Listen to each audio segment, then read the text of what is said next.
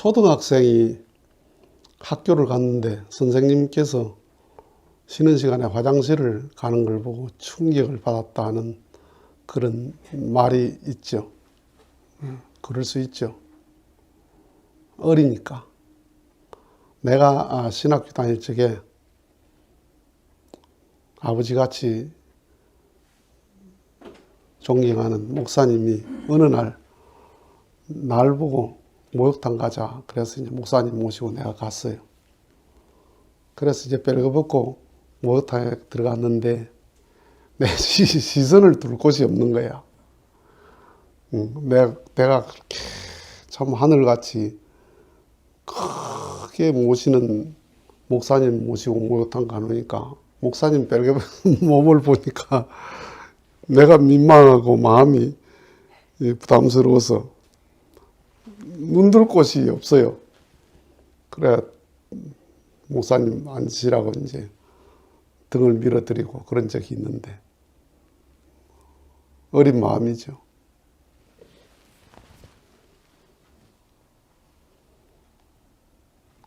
교인들이 메시아를 신앙하는 게 딱 그래요. 신앙을 하게 되면 나 예수님 믿는다, 부처님 믿는다, 나 이렇게 신앙을 하잖아요.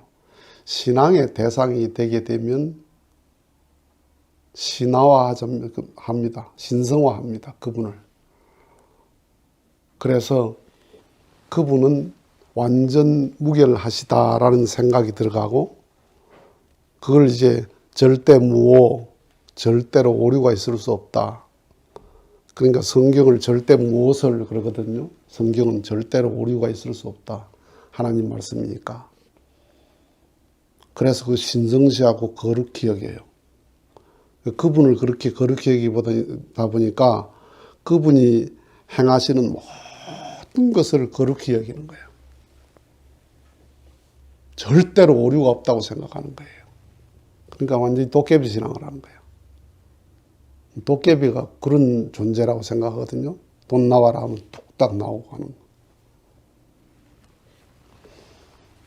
메시아의 전공이 있어요. 전공. 메시아의 전문. 메시아만이 할 수 있는 게 뭐냐.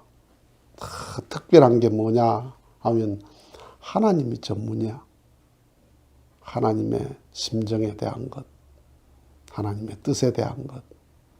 인간에 대한 전문이에요. 그건 성인들도 다 겸하죠. 인간이 어떻게 살아야 되나, 왜 살아야 되나, 어디서 왔나, 어디로 가나 라는 인간에 대한 전문가예요. 그 다음에 영계에 대한 전문가예요.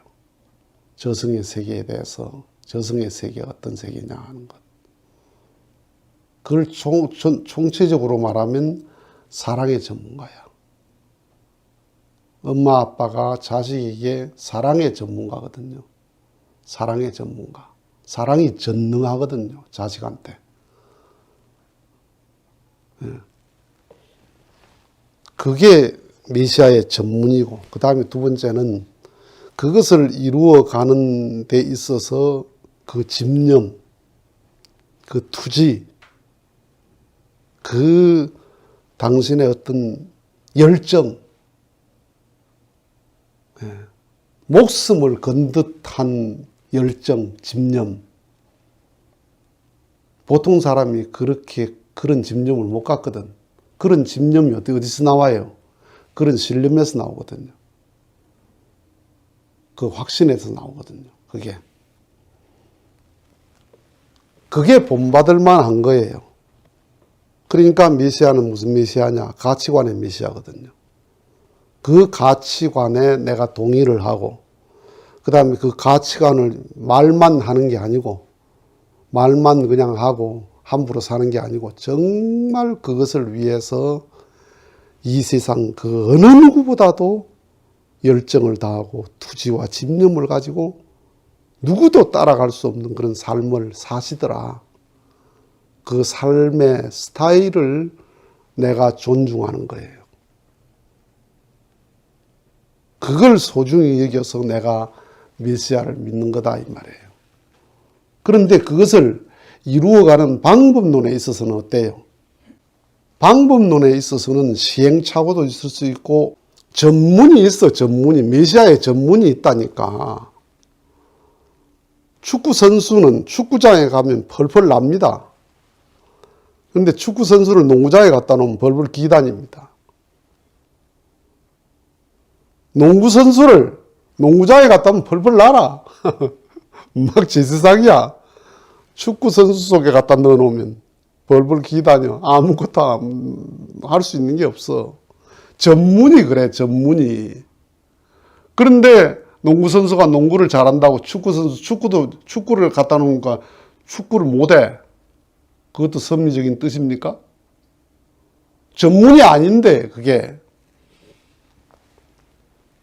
메시아는 수학의 전문이 아니에요. 물리학의 전문이 아니에요. 정치학의 전문이 아니에요. 정치인들, 물리학자들 그 어느 누구도 하나님의 전문이 아닙니다. 하나님은 무식합니다. 인간에 대해서 무식합니다. 영계에 대해서 무식합니다. 그리고 그 하나님의 뜻을 위한 집념도 없습니다. 메시아는 그 어느 누구보다 대표 선수라는 거예요. 국가대표가 아니고 천주적 대표 선수라는 거예요. 그 가치관에 내가 동의를 하는 거예요. 그 가치관을 위해서 싸워가시는 집념과 투지와 열정을 내가 존경하는 거예요. 존경을 너무 신앙하는 거예요. 오늘날 예수 믿는 게 뭐냐 하면 꼭 초등학생이 선생 믿는 거하고 똑같은 거예요.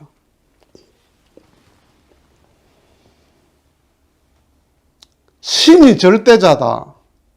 우리 그렇게 믿죠. 천지를 창조하신 분이야. 그런데 후회를 했어요. 자기 창조를 탄식을 했어요. 내가 왜 인간을 창조했던 거. 창세기 6장 13절에. 신이 왜 후회를 합니까? 말이 돼요? 신이 왜 탄식을 해요? 완전무결하신데. 신이 완전무결하면 창조도 완전무결해야 되는데 왜 창조해놓은 인간 때문에 당신이 탄식을 하고 분노를 하고 슬퍼하고 기뻐하고 당신 희노애락의 감정이 왜 인간에게 의해서 좌우되느냐 이 말이야. 인간과 상관없이 당신은 절대적이어야지. 그 신앙이라고 하는 거를, 신앙이라는 게 그렇게, 신앙이란 이름이 붙고 믿음이란 이름이 붙으면 그렇게 오도되는 거야, 사람들이. 어떤 사람이 말씀대로 사십니까? 그게 질문 반 참소 반이에요. 말씀대로 잘 살아집니까? 이것도 있지만은 네 말씀대로 사나? 참소도 있고. 살자고 하는 말이지 살고 하는 말이가 그게.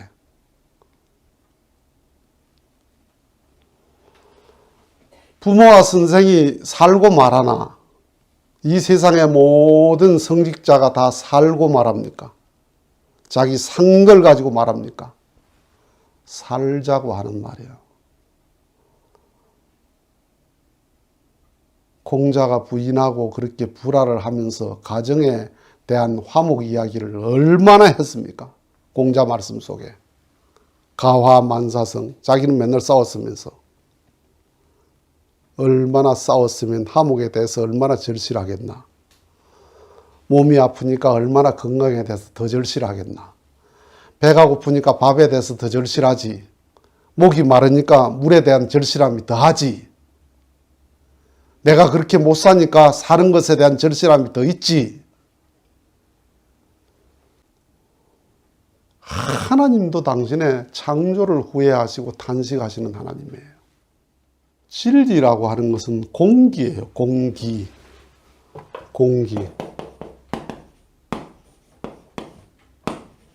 사회적 공기, 기구가 아니고 사회적 공기, 사회적 하나의 합의예요. 법이라는 건 사회적 공기야. 재판을 받는데 범죄한 사람이 판사 앞에 가가지고 재판을 받아요. 재판을 네 죄 뭐 해가지고 징역 2년 하니까 그 죄인이 판사님 법대로 삽니까? 판사님 법대로 삽니까? 법대로 살고 재판합니까? 그 묻는 거하고 똑같습니다.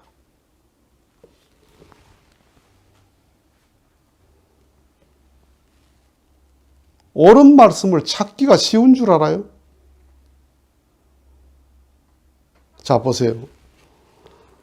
우리가 보는 게 다 똑같아요. 똑같은 걸 보고 똑같은 걸 먹고 똑같은 걸 들어. 그렇죠? 그런데 다른 걸 봐야 되고 다른 걸 들어야 되고 다른 걸 깨달아야 돼요. 예수가 본 게 세상 사람 보는 거하고 똑같아. 똑같은 걸 봤어. 똑같은 소리를 듣고 똑같은 걸 먹고 살았는데 다른 말을 하잖아요. 공자가 본 세상, 맹자가 본 세상, 석가가 본 세상이 그들만의 세상이 따로 있습니까? 그들만이 깨달을 수 있는 세상이 따로 있나 이게. 물리학자가 보는 물건은 따로 있습니까?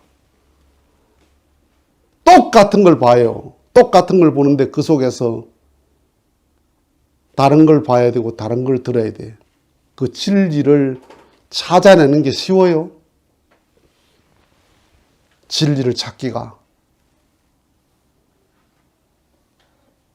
산은 똑같은 산인데 그 속에 광맥을 찾기가 쉬우냐. 그래서 시인이 되려면 똑같은 시인도 똑같이 우리와 같은 걸 봐. 같은 소리를 듣는데 그것을 시를 찾아내려니까 내 마음이 시가 돼야 돼. 화가는 똑같은 걸 보고 똑같은 걸 듣는데 내 마음이 그림이 돼야 돼. 그래야 그림이 보여. 소설을 쓰는 사람도 그렇고 음악을 하는 사람도 그렇고 음악가는 다른 소리를 듣는 사람이 아닙니다. 다른 걸 보는 사람이 아니에요. 말씀이라고 하는 것은 똑같은 걸 보고 똑같은 걸 듣는데 다르게 들어야 되고 다른 걸 볼 수 있는 마음을 갖기가 쉬우냐. 그래서 예수가 위대한 거예요. 공자가 위대하고 석가가 위대하다는 거예요. 그들은 다른 세상에 산 게 아니에요. 그렇기 때문에 그 분야의 일가를 이룬 사람을 존중할 줄 알아야 상속받는다는 거야. 일가를 이룬 사람을, 그 분야에 골프를 했든지 공부를 했든지 농사를 지었든지 그 분야에 일가를 이룬 사람을 존중할 줄 알아야 내가 상속받을 수 있는 사람이에요. 가능성이 있는 사람이에요. 그걸 참수하고 그걸 갈고 넘어지는 사람은 희망이 없는 사람이야. 말씀대로 삽니까? 그건 희망이 없는 사람이야.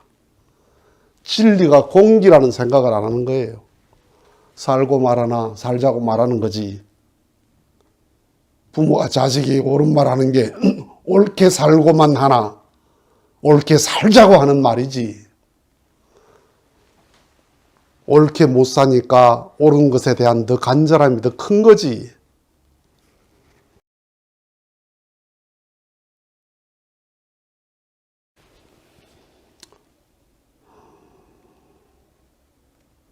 옳게 살자고 하는 말들입니다. 그래서 그 살자고 하는 그 말을 잘 내가 수용하면 그렇게 살 수 있는 가능성이 있잖아요. 그래서 말씀을 하는 사람도 말씀을 듣는 사람도 말씀 앞에 겸손해야 되더라. 말씀 앞에 순종해야 되더라. 이 말입니다.